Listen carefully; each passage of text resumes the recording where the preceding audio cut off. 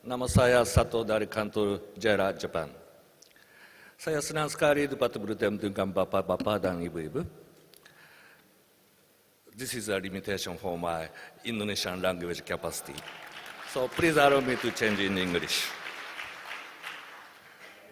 So today I'd like to present about the LNG trade facilitation in Asian market and JERA's activities. Next slide, please. May I have a question to the audience? The establishment of a flexible and transparent energy market is myth or real? May I have a question to Didi-san? I have a very clear answer to this question. Yes, it's real. Next slide. To achieve the complete, flexible, and transparent market, the final goal is to achieve or to introduce a hub index to the market. To achieve that, I'd like to present the step-by-step approach. From the beginning, past in the traditional market, a non-competitive market for gas and power. But so many countries, the regulation happened, and the third-party access to the terminal, to the storage capacity, and the wholesale price deregulation, and handoff attitude from the government, that is necessary step to facilitate the product. And second step, link with financial capability and competitive suppliers and buyers and sufficient network capacity. And the final stage, functioning the market, to function market, we'd like to need to invite the future market platform and the spot market as well. Of course, to achieve this, we look on the LNG trade. We need free destination and the connectivity among the global three markets. Next slide, please. Now I'd like to focus on the movement, what is happening in the global market. I think that one of the very key issues is the consolidation of LNG sellers. Recently, so many consolidation happened among the sellers. For example, BG and Shell, RasGas and Qatargas, and Total and Engie. But on the other hand, buyer side, yes, 3 years ago, we established JERA together with TEPCO and Tube Electric. This is only one example for the buyer side consolidation. Nowadays, everybody recognizes China is a very growing market. And sooner or later, China will become the largest energy importing country, exceeding Japan. But among the buyers market in China, so many fragmentation is proceeding. There are 3 traditional state-owned buyers, but on top of that, so many so-called second-tier buyers are existing. So I'm afraid that among the seller side, consolidation is proceeding. Among the buyer side, fragmentation is proceeding, especially in the growing market, such as China or Southeast Asian market. So I definitely feel that the consolidation among buyer side is necessary, so-called buyers portfolio players.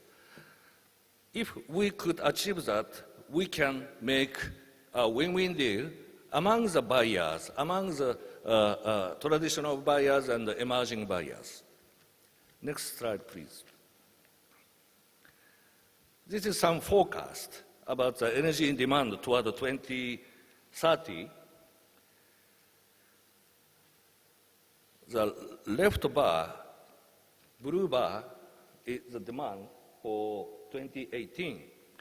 And light blue bar is the demand in 2020. And the orange-colored bar indicate 2030. So if we add all the bar respectively, blue bar is 322 MTPA, light blue bar 372 MTPA, and orange-colored bar 589 MTPA. So between 2020 and 2030, within these 10 years, the global demand of LNG will increase by more than 200 million tons per annum. Among that, more than 80% comes from Asia. So Asia is and will be the leading market towards the future. So we have to think about this value, especially among the buyers. Next slide, please. So under such global market circumstances, I picked up some JERA's activities. I picked up some 8 items. The first one, integral development of LNG infrastructure, moving ahead with gas-to-power project in Asia. We, JERA, is a joint venture company between TEPCO and Tube Electric. We integrated fuel-related business and the power-related business. So we believe that we have some differential advantage from other players because we are very keen and we have well experience as for the power business. And together with the fuel business, we'd like to develop the demand for gas-to-power project. And of course, following the IMO regulation, energy bunkering business into full swing. We already established a joint venture company among Tube Electric, NYK, K-Line, and Toyota Tatsuo Trading. And this joint venture company has the LNG bunkering 2 vessels and the facility for the LNG feeding. This business will be integrated into JERA this April, so which means that we are also very keen to develop the LNG bunkering business. The third one, actively join LNG upstream project. To expand the global market capacity, this is very important, not only for the buyers, but also the sellers. To support the greenfield project, we are ready to share the risk between sellers and buyers. So we are very keen to be involved to the project itself. And joint venture with EDF Trading, this business will also start from this April. We will set up the trading company. The name is JERA Global Markets, which is in charge to handle the LNG trading business. And move ahead on diversification of price indices. As I indicate in my first slide, so the final goal is how to achieve, how to introduce, how to establish the hub index.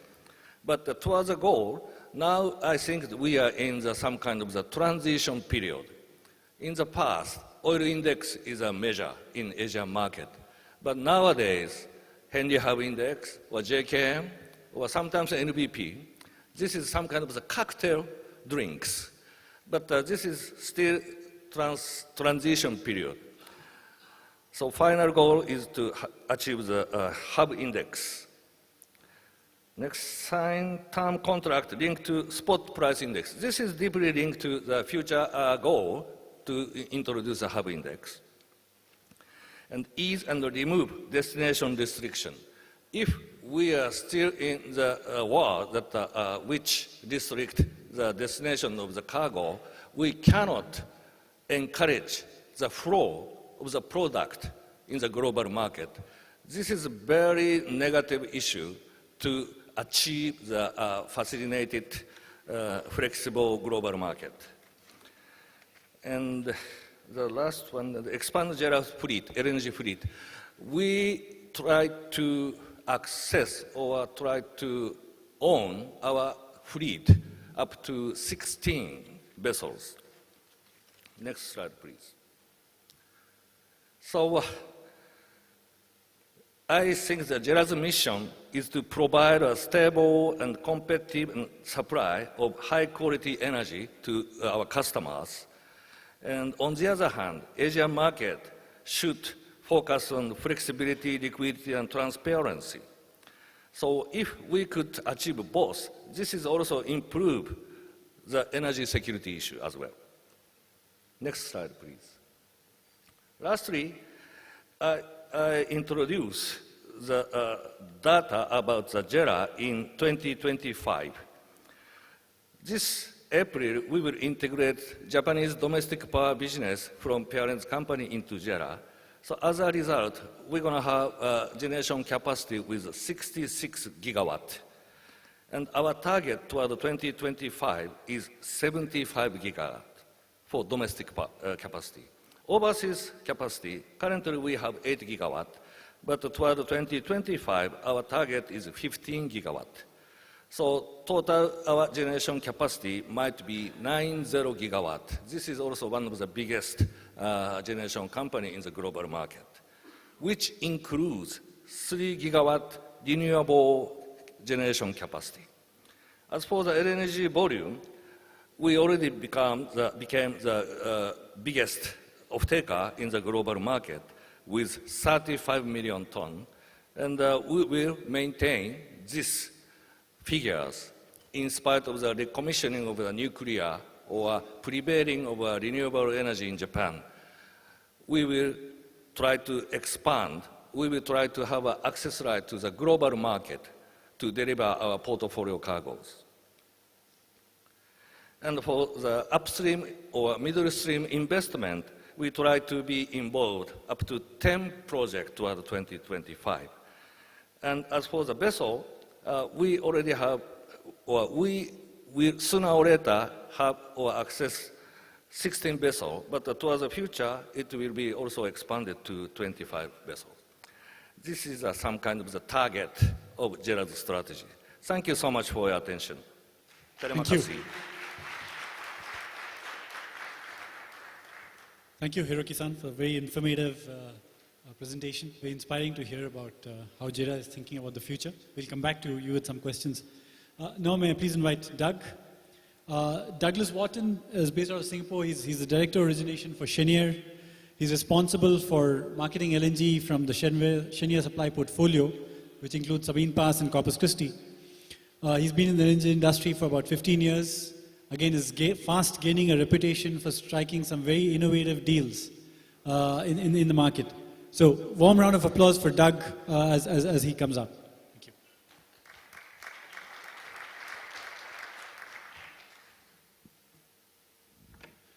Thank you. Good afternoon. Can we have the Cheniere presentation, please? Oh. Thank you. Sure, thank you.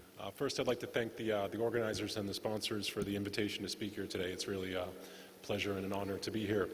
So today I'd just like to share our perspective, the Cheniere perspective, on some of the changes in the global LNG marketplace, changes in the demand and supply characteristics, with a focus on the role of US LNG in particular.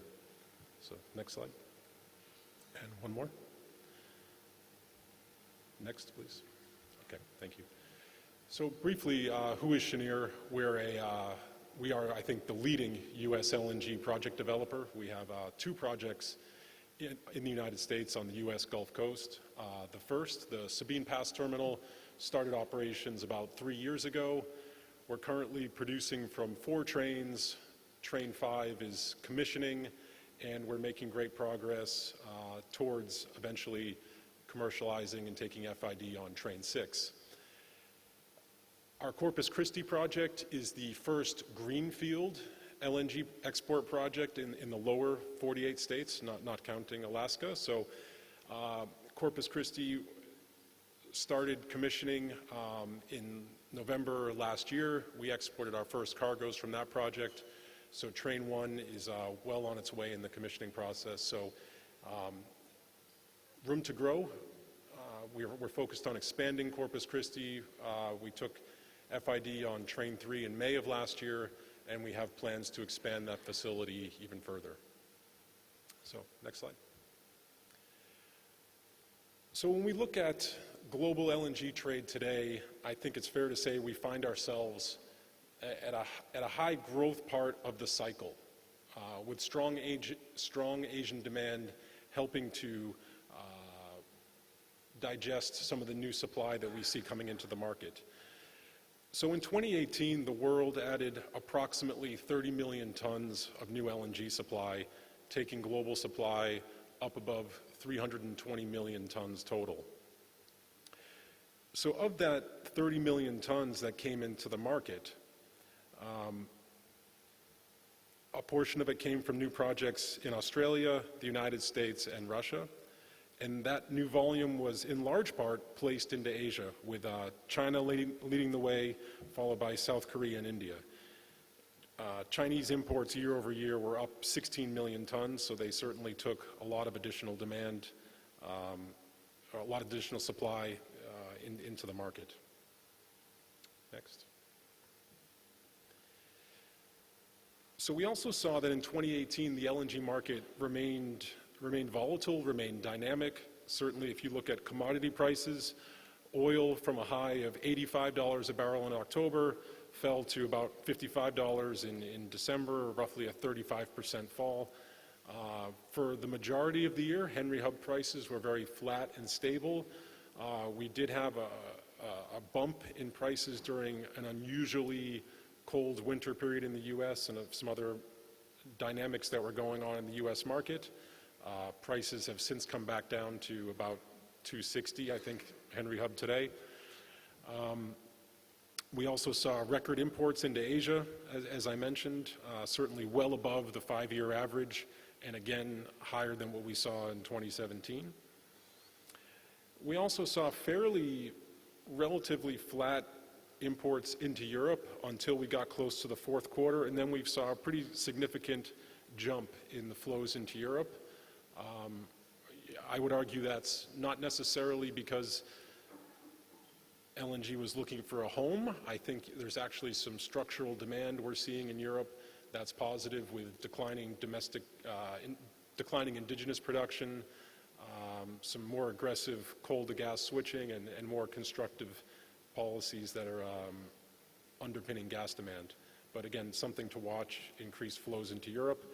And lastly, LNG shipping rates were quite volatile in 2018, from a low of about 45,000 a day to close to 200,000 late in the fourth quarter, before coming back down a little bit again. But shipping rates were unexpectedly volatile in 2018.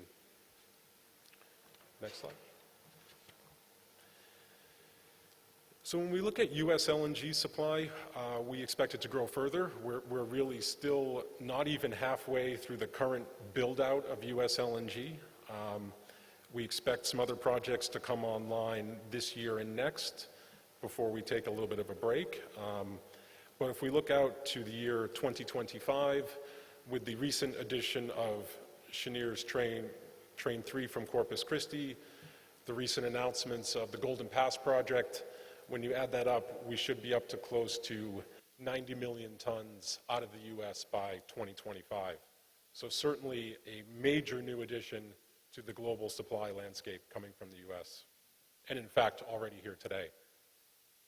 Next. Sorry, next slide. Thank you. So the U.S. will continue, in our view, to be advantaged by really a number of factors, primarily low costs of gas. There's an estimated 900 TCF of gas that can be produced, break-even price below $3.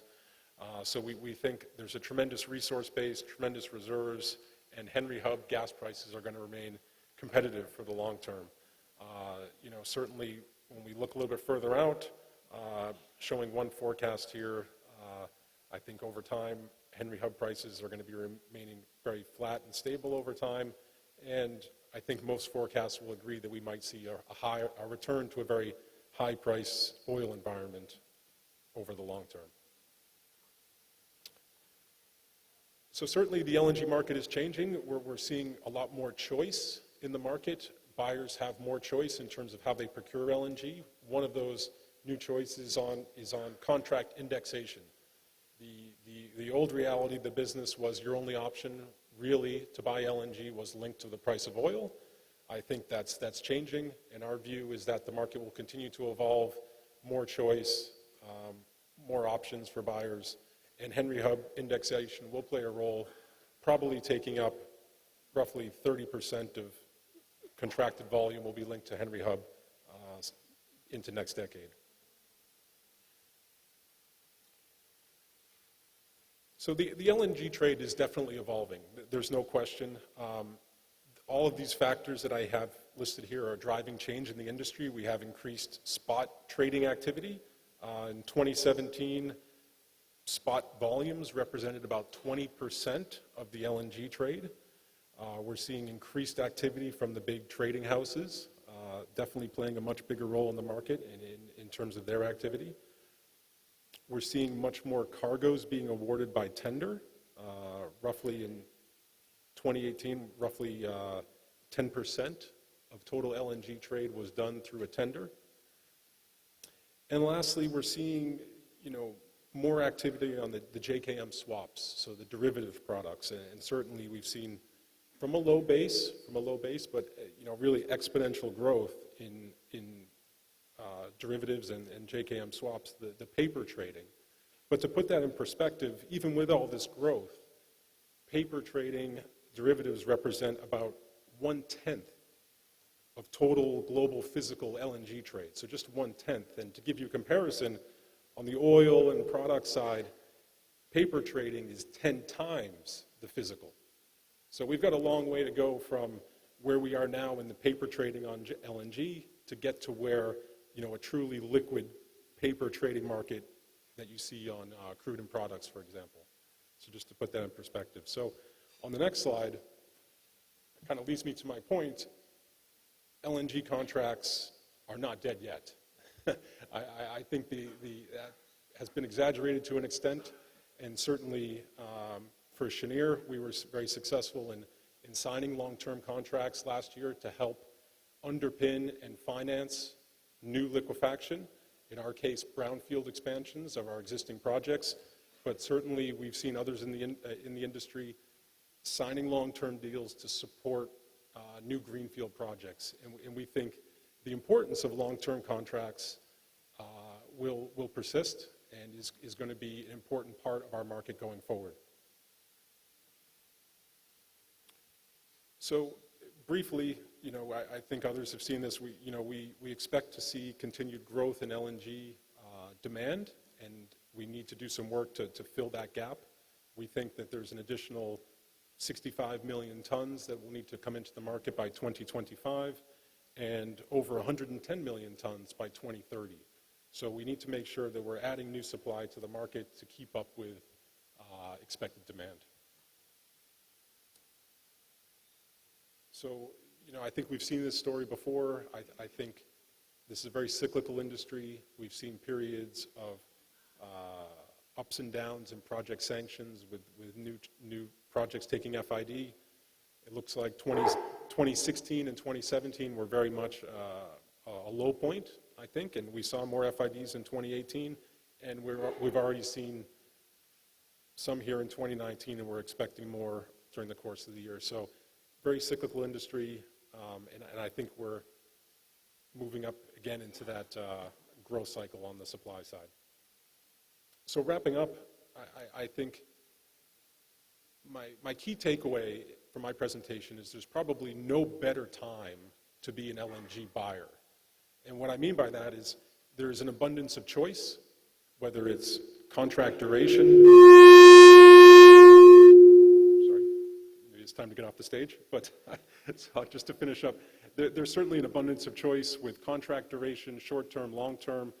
Buyers have choice in indexation. They have a choice to buy on something other than an oil-linked basis. We've seen that with the advent of US LNG and Henry Hub indexation. So certainly a great time to be a buyer, difficult time to be a supplier, but I think it bodes well for the future of the industry. So thank you very much.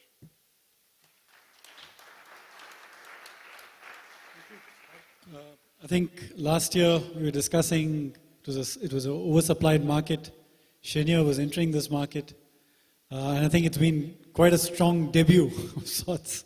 Would love to pick you up on what your learnings have been, what kind of buyer behavior you're seeing. What's remarkable to see is that nearly about long-term contracts with 18 customers, so fascinating. So now may I invite Ahmad Adly, who is the Vice President of LNG Marketing and Trading in Petronas next. Ahmad Adly is a veteran in the industry. He's been on the LNG business for the last 8 years at least, and has been with Petronas for about 25 years now. Before taking on this role of VP LNG Marketing and Commercial at Petronas, he's held various roles at Petronas, strategic roles, operational roles. Without further ado, please, Ahmad Adly.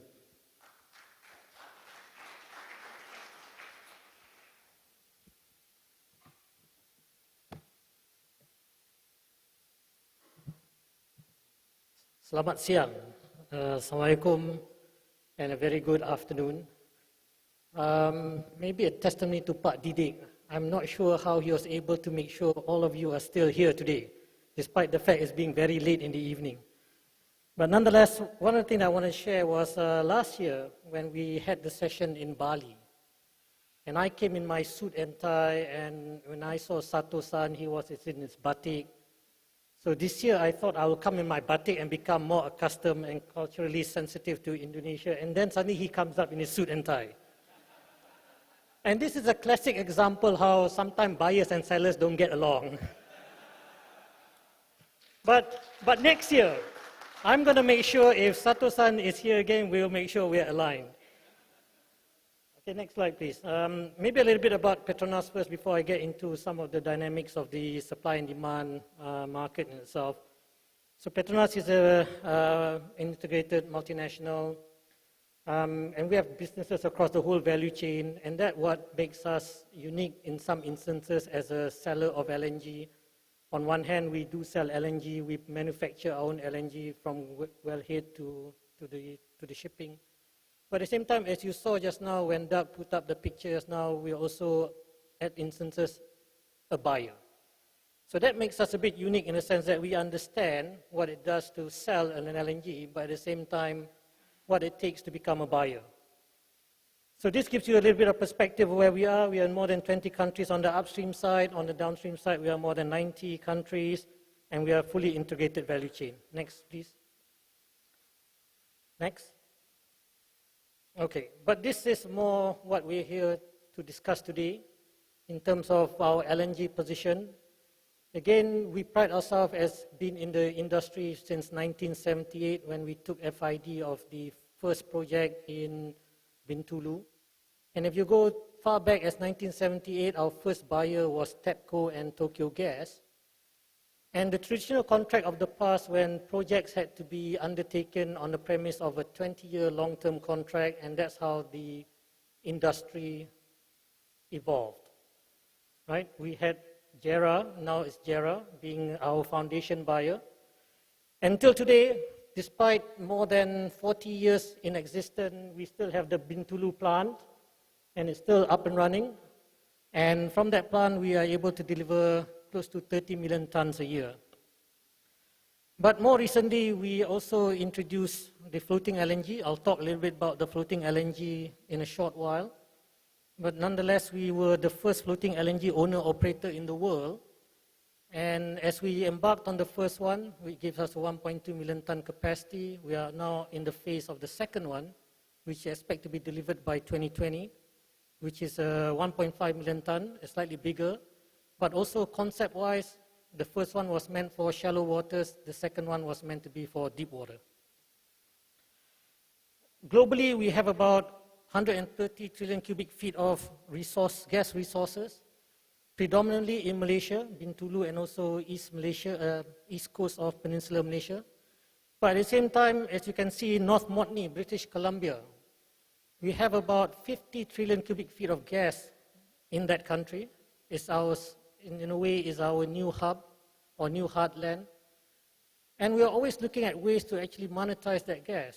And as you know, we are currently monetizing about 500 million scarf a day, and that's quite minuscule in the context of an LNG plant.